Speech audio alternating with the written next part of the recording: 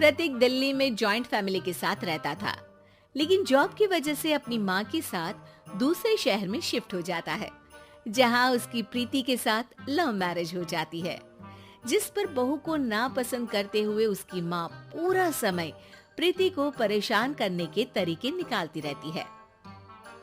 प्रीति, कहाँ हो? सुबह का नाश्ता दोपहर में खिलाओगी क्या?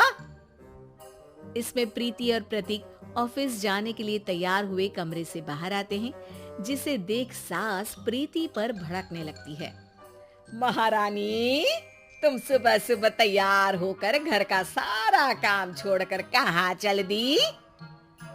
जी वो ऑफिस। हैं? तुम ऑफिस जाओगी तो घर में जो सफाई, नाश्ता, खाने का काम है वो क्या मैं करूंगी? माँ, मैंने उससे वादा किया था कि वो जॉब कंटिन्यू कर सकती है। अरे वाह जी वाह, दोनों आपस में सलाह कर फैसले ले लिए। मैं क्या यहाँ बेवकूफ बैठी हूँ?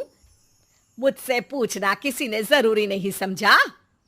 मम्मी, आप फिक्र ना करें, मैं आज ही रेजिग्नेशन दे दूंगी।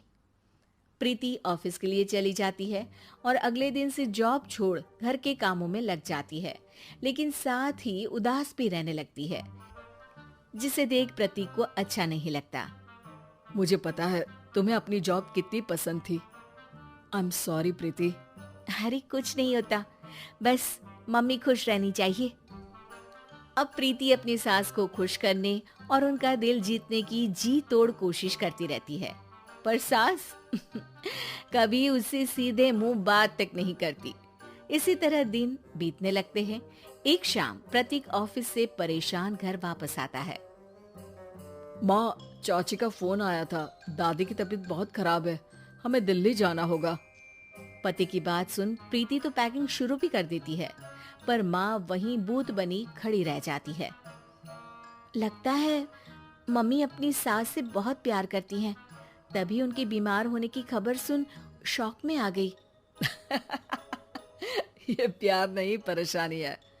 तुम तो ऐसे सोचो कि अब से जब तक दिल्ली में हो तुम्हारे अच्छे दिन शुरू। अच्छा, ऐसा क्या है दिल्ली में? वो तुम्हें कुछ ही घंटों में पता चल जाएगा। सास के रिएक्शन और पति की बात से कंफ्यूज्ड प्रीति दोबारा पैकिंग में लग जाती है, जिसके बाद कुछ घंटों का सफर तय कर तीनों दिल्ली पहुंच जाते हैं, जहां घर के अंदर पहुंचते ही लोगों की भीड़ देख प्रीति परेशान हो जाती है। हे भगवान, इतनी भीड़! प्रतीक, कहीं तुम्हारी दादी को कुछ हो तो नहीं गया ना? पागल, ये भीड़ नहीं, मेरा परिवार है। क्या? इसे तुम परिवार कहते हो? अरे इसे तो जिला घोषित कर देना चाहिए। तुम्हारा परिवार का तो अपना पर्सनल बिग बॉस बन सकता है।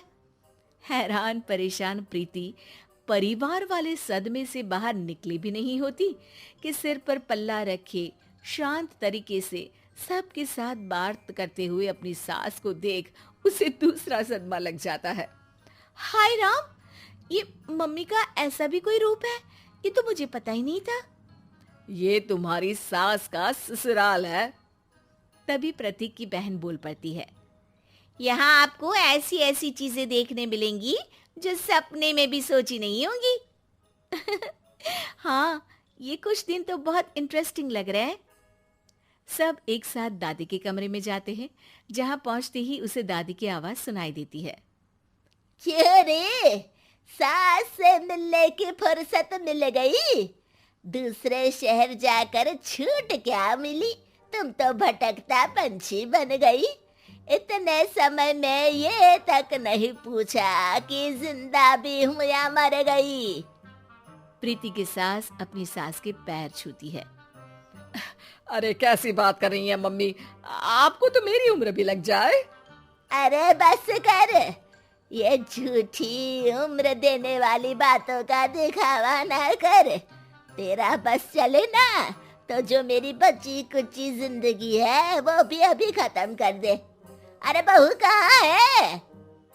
इस पर सास प्रीति को दादी से मिलवाती है।